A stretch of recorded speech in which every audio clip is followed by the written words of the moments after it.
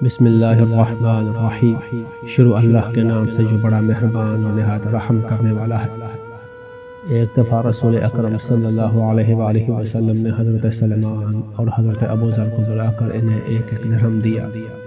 حضرت سلمان نے آپ سے درہم لے کر ایک غریب کو دے دیا اور حضرت ابو ذر نے اس درہم سے گھر کا کچھ سامان خریدا۔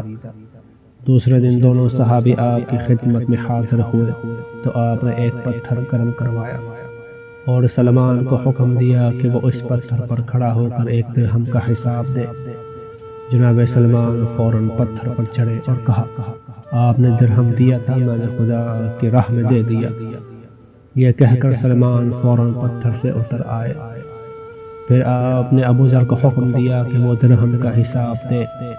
ابو ذر ایک درہم کو متفرق ضروریات میں خرچ کر چکے تھے، لہذا جھجکنے لگے۔ رسالت مآب صلی اللہ علیہ وآلہ وسلم نے فرمایا، ابو ذر، اگر تم نہیں کھڑے ہو سکتے تو بے شک مت کھڑے ہو، اور میں تمہیں اس مثال سے صرف یہ بتانا چاہتا ہوں کہ صحرائے محشر اس پتھر سے زیادہ گرم ہوگا اور وہاں تمہیں حساب دینا ہوگا، لہذا زندگی اس طرح بسر کرو کہ حساب دینا آسان ہو۔